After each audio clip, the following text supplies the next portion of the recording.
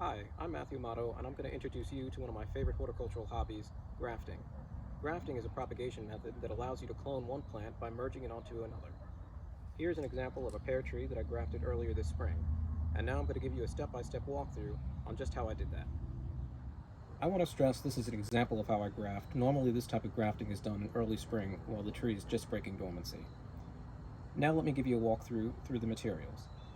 You'll need a clean, sharp knife, pruners, grafting tape. You'll also need the rootstock, which in this case is a seed-grown pear tree, and then you'll need your scion, which is a twig that's cut off of my Vermont Beauty pear. I do want to say that the scion must only be a year old. If the scion is too old and the growth is too large, the graft will fail.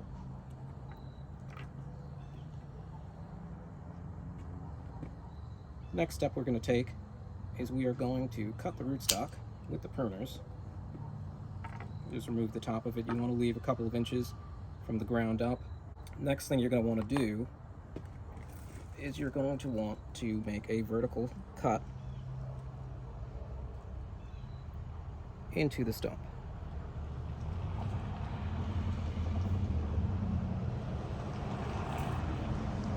Okay. And now you'll take your scion. You want to make sure that the buds are pointing up. You don't want to accidentally graft it upside down, because then the resulting growth would not be successful. And what I like to do is take from one of the buds and start to make a clean swipe. Ambium layer here on both sides is exposed. And again, we're going to try and match up those layers with our rootstock here. And we have a good V-shaped wedge. And we're just going to want to split that a little bit open. And then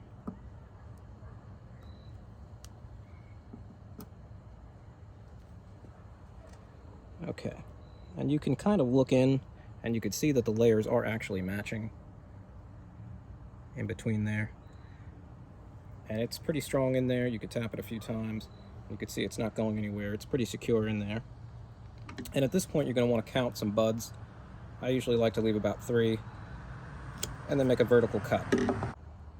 You're going to want to leave about 3 buds on there, because any more and you have a danger of the rest of the scion drying out before it has a successful union. You want to make sure that the rootstock is supplying enough of the sap to this scion and that these buds will break out of dormancy, which is again why you want to do this in the early spring while everything is dormant, and you give it time when everything is waking up and all the sap is flowing, that it pushes all that energy into the new scion here.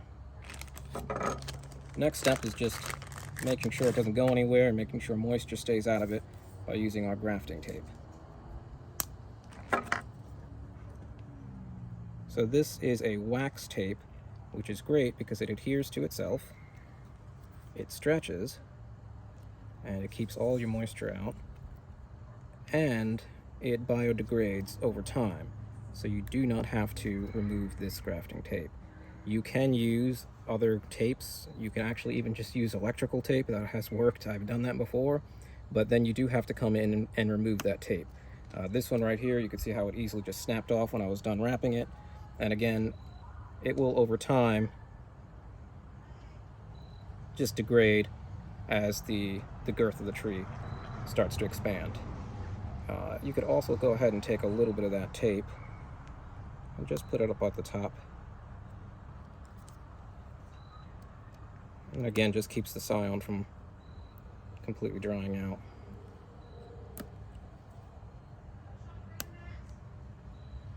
And there you have it. The graft is successful, and what continues to grow on here is the clone of the other tree.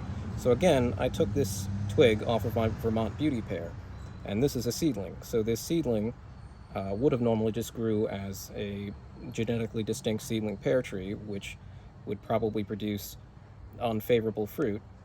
But this scion continues on growing, and it will produce the tree from which it came. So again, this is an exact clone of the tree here, so we're just keeping it alive. It would not put its own roots out normally, so you can't just take the twig and stick it in the ground and hope that roots will form. Here we are attaching it to a healthy set of roots So it'll continue to grow, and we have a copy of our desired tree. So we're going to go ahead and revisit the original pear tree that I had showed you, that I grafted earlier this spring. And if you look at the grafting tape here, you can see it's almost fully degraded. And this is where I put it up at the top to keep that little scion alive until it started growing. And so we could see this is the desired variety, and underneath is the seedling rootstock.